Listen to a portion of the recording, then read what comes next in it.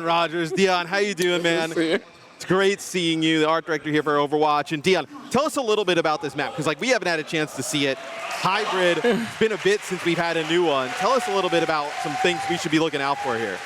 Well, there's a ton of lore in this map, including some hero lore, some backstory for Hanzo Genji. Okay.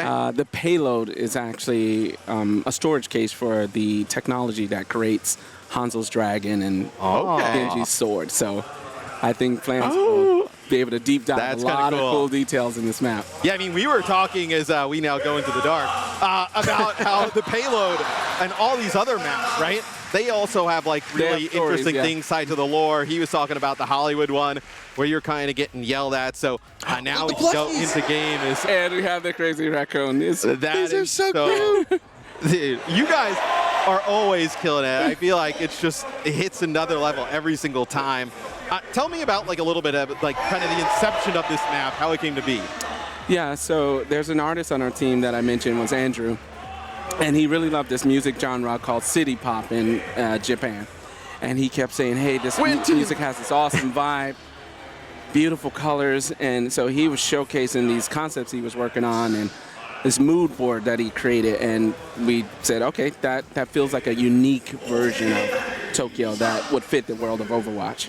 Yeah, I mean, it definitely looks awesome. Definitely a unique kind of take on everything. The mech here, kind of the statue. Yeah. It feels like we're like, hey, like a little King's Row, like up another notch, right? So can you tell me a little bit about how it plays or how it's played when you guys have been testing? Yes. Like, I know, like, is it more of a close quarter map, big sight lines, kind of what's your feel for it? Yeah, a lot of the objectives are a little closer than usual. Definitely King's Row being highly inspiration for some of the layout of the map.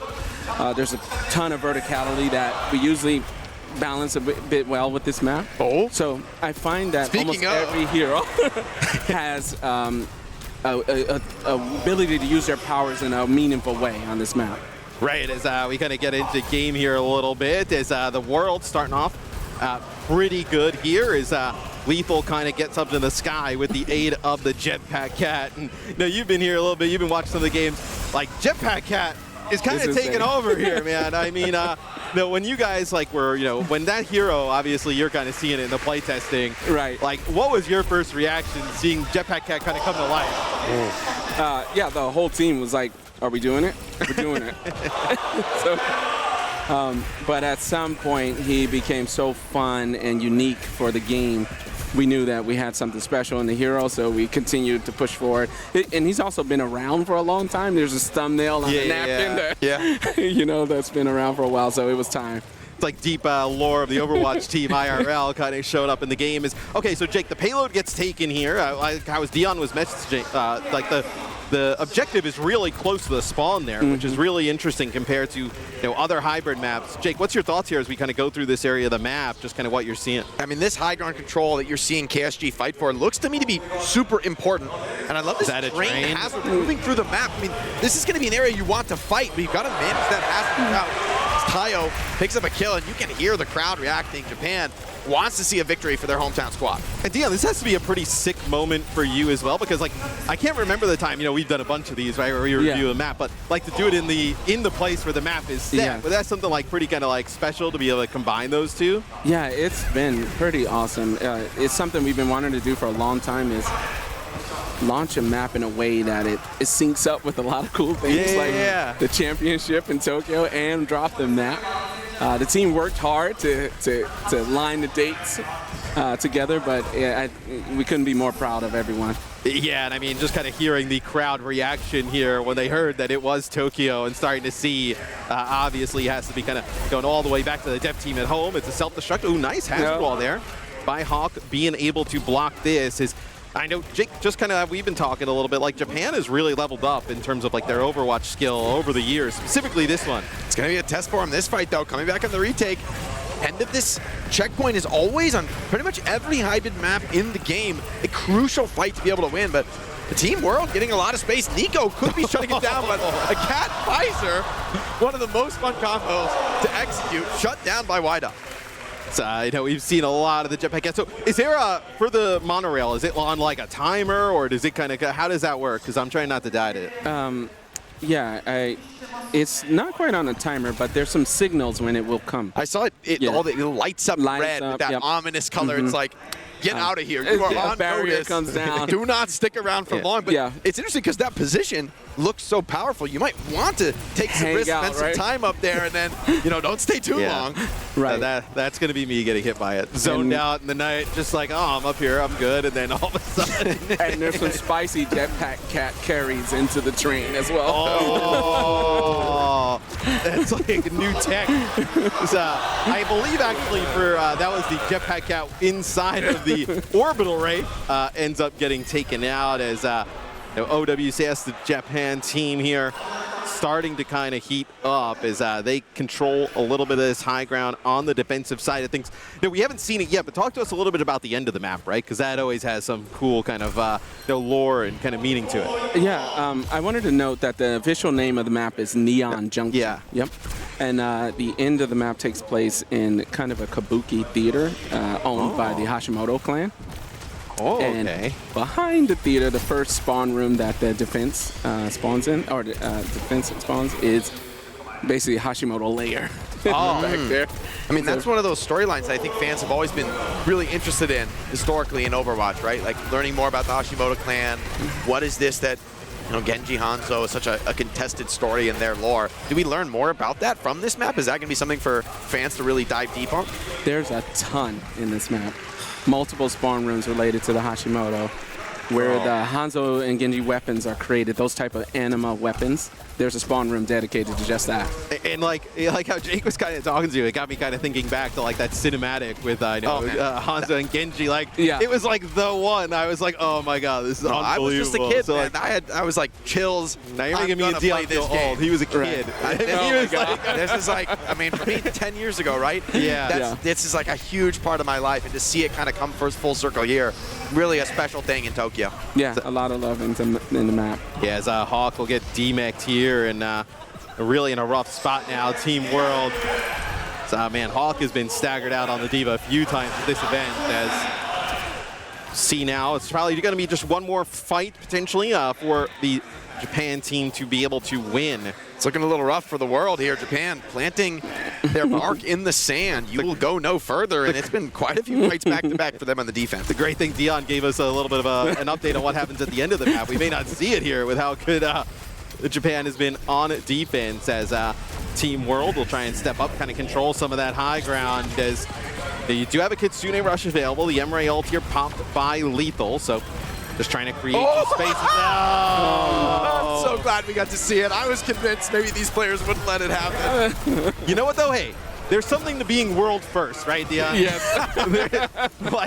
There's something to being world first. I mean, hey, look, they're playing pretty well. It's like, hey, I have an opportunity. Look, Tayo's a content creator. He has the opportunity to get a clip there. He's been a showman. I've seen an emote from him in this game. Yeah, not saying that was on purpose, but, hey, I mean, I'm sure he'll have that clip on social in like 10 minutes as the payload now continuing to move here through the world, so for Team World. How far away are they? Okay, so is that like kind of the next objective right there, like as the next choke? Right out front of the Hashimoto building. Rally from Rack Attack could be huge this fight. Low numbers engagement on card, and the self-destruct pulled deep into the back line, shuts down Cloud, and Rack stands strong on the point. I think Team World might just be getting us through the last point, giving the people what they want, closer to that Kabuki Theater and the Hashimoto lair. And that just shows Jetpack Cat, obviously, that when the hero came in, a lot of people were going for clips and stuff, right? And I think now with how we're seeing people get bashed up in the sky and all these other different things, I think we're just starting to scratch the surface of the chaos that this hero can kind of bring to the table. Where it's obviously a huge moment when all those new heroes kind of came in at one time, right? It had to be great to see just really the shakeup to the game that it brought. Check this out, Matt. Get that closer look at the payload. Oh, I see exactly what you're talking about. And what a beautiful part of the map here as we get a beautiful pulse. It is nice stuff. Hey. And it looks like, Dion, this part of the map actually is looks pretty tight and short. They kind of get around that first corner, then make the next turn. Yeah. Pretty similar to King's Row, like you were mentioning. Yes, correct. A lot of the points are a little tighter than you know, just to mix it up a bit. I think that's interesting because like we don't really have another map that's like an Escort or hybrid that plays in that like close quarter type of geometry. I think it's really cool that you guys have gone that route with it. That was the goals of the level design team, was to achieve a similar feeling to Kings Row and some of our other more popular hybrid maps. Yeah, I think it also, Jake, like as we kind of like talk on the almost like competitive side of things, right? Like with the design like this, it even opens things up for more heroes to get involved, as Cloud will take out Yamablood, and that was huge. I mean, the sim wall available as Hawk going on to the Doomfist, but looks like he will get shut down. But yeah, a map close quarter here, like Jake, I mean, it allows other heroes to really kind of shine. Very good for the Kiriko ult, though, I will say, Matt. I mean, I don't know if the designers were considering it, but these tight quarters, congested spots where the rush just envelops the entire map. As an overtime fight begins, Lethal does shut down Tayo. Creates an opening for Team World to potentially look towards the full cap with Hawk adding on.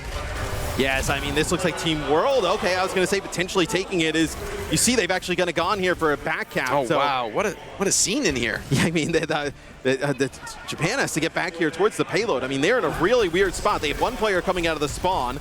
That's going to be Tayo here on the Reaper as Hawk gets dangerously low yet again. Meteor Strike here used, getting back on top of the payload. I do not think that's going to be good enough as Team World knocked off of the payload there towards the end. But at least they gave us we see the end now. We got to see that. At least we see the end now as just the unbelievable work by Dion and the rest of the Overwatch team just bringing us a new map here. Being able to show up Neon Junction. I love the lighting on this map. I mean, I think that's something that I really notice as being distinct from maybe anything else I've seen in the world of Overwatch, right? Where, you know, each point really feels like it has a different flair and flavor because of that. Can you talk a little bit about what the process is like for these final art passes on these maps? Yeah, thank you too for the compliment. This is Peter Tran is one of our lighting artists on the team, and when we build maps, like actually Kings Row does this really well. We call it the visual progression of the map. So as you make progress in the map, the world's changing, the lighting's changing. You're feeling the progress just through the visuals, and so this one we like took the best of every map that we could.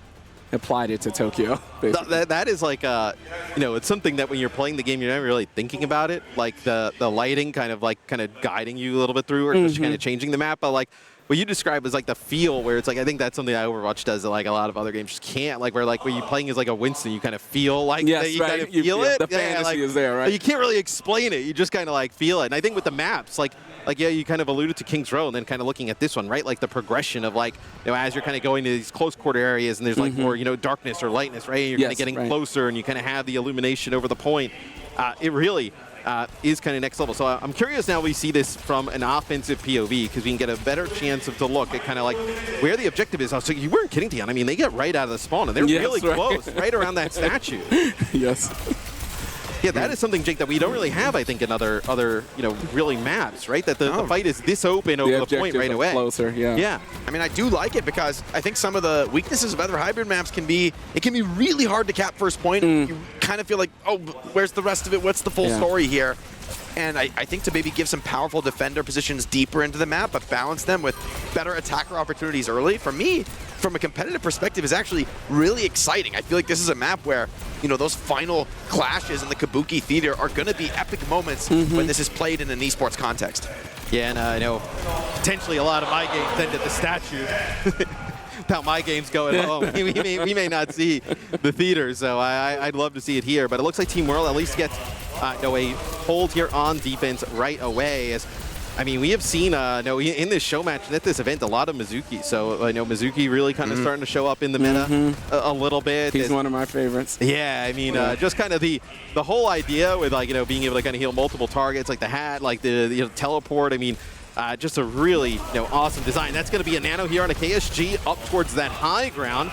Some nice help, though, from Team World being able to keep their players alive, but they're getting bullied back off of the point as Whiteout finds Yamablood, so the soldier gone. Not as much just raw damage here from Team World. This very much looks like it's going to be a point take here. Jake is, hold on, Team World, they come back. The Sanctuaries now create that Venn diagram on point. Hawk taking the opportunity to hold the space with the high noon channel from Nico.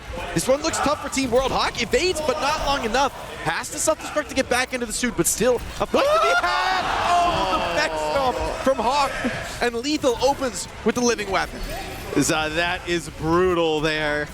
where Hawk gets that remake. Lethal starting to pop off on the Emre as we are getting a really awesome match here on Neon Junction to show things off coming in Season 3. I gotta see, how long have you been here in Japan? Like, have you gotten to do anything like really fun around the cities? Yeah, I've been here since last Wednesday. Oh.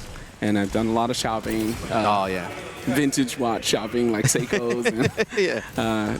you know, enjoying the food and the people. It's just an amazing place. So Yeah, we've had so much fun here. Yeah. I mean, the food, the people, just being able to kind of like walk around, sightsee. It's like, oh, what's down there? Let's go that way. It's like, let's explore a little bit. So we've had an awesome time here at Champions Clash. Will be a blade here for Tayo, trying to get Japan over the line here. Is getting very close. Yeah, the pressure on point looks to be overwhelming. Hawk out of the suit, last defender to fall. This payload will get rolling for Team Japan. I mean, we can't have Team Japan go out like that. They can't be full held on home territory. Lethal's coming for this win. Lethal needs Yeah. a map win on land, and he's going to fight for it. You got to earn this on Team Japan. Yeah, we had Rack over here, Dion, before. Obviously, he's playing for Team World, and he was saying that, you know, Hawk and Lethal, Team SSG, they had a rough go in terms of the meta. Didn't have a great affair. Tayo's going 2 for 2 there for a second. Hats off to the lighting engineer, because Yeah. the ominous feeling in there with you need to get out. Like, right? Like, the first time you play this map, I feel like you already know, I don't want to be here much longer. Right? It goes like really dark and red, and then you kind of have it. It comes pretty quick. I mean, not a lot of time to react. It wasn't like that for a while, but a couple play tests, and we're like, dude, we need to know Maybe when the the train train is being a little too much here. I'm sure Custo is getting annihilated by the train. Yeah, he was just spamming emails about the train. As both Sanctuaries here just kind of dropped on top of each other, so going to be a death ball fight inside as Hawk is going to go over to Roadhog. As I know it's not a ton of Roadhog play at the event, but I mean, in combination with the Mizuki, really difficult to play around. So 2 minutes here on the clock for Japan. I need to see Hawk hook somebody into the train. I need to see it. I mean, I think he's thinking about it too, playing in that high ground. Dude, Dion mentioning the jetpack cat ult into the train has me thinking about, like, why doesn't anybody do that on OWCS, right? Just grab people into the highway and just like put them in the street. Yeah, put them in the street. I mean, it is so demoralizing getting taken by that ultimate. It is. Yeah. There's some things you can't hear, obviously, right now, but the sound design on this map is insane. The sound design team just... Is there some special things to like look out for in terms of the sound design? Like anything that kind of stands out to you, or just kind of like the ambience of just the ambience and the music, and when you step into some of the shops and you step outside, it feels like Japan. I mean, dude, we saw like 2 of the shops, it felt like, and the crowd here is going crazy. It's going to be like, I'm sure people are going to explore this map just like alone and just going to go into every single store, figure out like where all the plushies are, all the little secrets. Is okay, KSG not going to get back in mech, but getting a little bit closer to that second checkpoint, Jake. Huge fight here for Nico. A win could be massive for the squad, but can't quite get the connection. With KSG off the spawn, might be a regroup, but Team Japan showing a lot of fight. Team World's got to step up to the plate here. Yeah, whole hog available here for Hawk. We don't get to say that very much. No, we don't get many opportunities to say whole hog available. Yeah, it's Hawk just trying to take a breather, trying to get out of harm's way. He needs a lot of breathers. Oh, it does pop the mech on KSG, so Hawk finding something here, and Langsa quietly on the Mizuki, picking up one on the flank. Yeah, and I know Langsa already has another ult here, so Hawk with a hook finds another. Is now Japan in a really rough spot, Jake. I mean, just the support ults to work with. You were talking about, though, with how this map's shaped. Do you really think that Kiriko's ultimate could be pretty huge? Yeah, I like both Kiriko and Mizuki, right, with those support ults that are locked to a position on the ground. These tight corridors really mitigate the weakness of that style. Nico looking for a cheeky pick on the flank, but Yamima might just best him with the soldier heal. Lethal comes in for the assist. Yes, they kind of find him on an off angle. You do have the Transcendence available. It will be KSG who gets on, gets a touch. Whole hog in overtime. They're so worried about this whole hog. It's going to be a Transcendence here. Going to be Langsa popping the ultimate. What happened to Lethal? Lethal ends up falling there. Oh, no. Goes down. Maybe the OC from Tayo is going to be enough to close this one out. Look is good, but the Matrix is better. Keeps the hero for Japan. The crowd goes wild. Looks like we are going to come down to a final clash in this third point. Yeah, and I think, you see kind of the gate opens there as it kind of unlocks that third point. And I think you were talking about before, Dion. I mean, you can see the lighting, right, as we kind of go in towards this last part of the map, really start to like brighten up. But it also has like these dark features with the wood and stuff like that that makes it like it feel very impactful and like the climax is about to happen of the map. More drama near the Kabuki theater drama. I love all this art on the wall, right? All that unique customization. Oh, you can see like the swords on the walls too as you kind of move in here, right? Some of the weapons as well. So just kind of like little tidbits. And what's if you got one part when people get in here and check out this map, like what shop are you looking for? Where are you spending your time telling people to go look for? Like we saw the crowd kind of pop off with the CR stuff and like the Winston plushies. Like, is there any one part of the map that you're just like, oh, this is so like sick, you have to check it out? It's funny, we haven't seen it, but it's the anima weapon room, the room that they crate the weapons in. Yeah. This has been designed beautifully. So it's one of the spawn rooms, the forward spawn that you spawn in. Yeah. I think people should check that out when they get a chance. And that'll be pretty awesome. We don't get a lot of spawn room footage here, but in terms of like lore and how people think about the game and just kind of the universe, getting a chance to kind of see that. And it's awesome like how you guys are able to like weave in those like lore moments like pretty naturally throughout the maps. Right.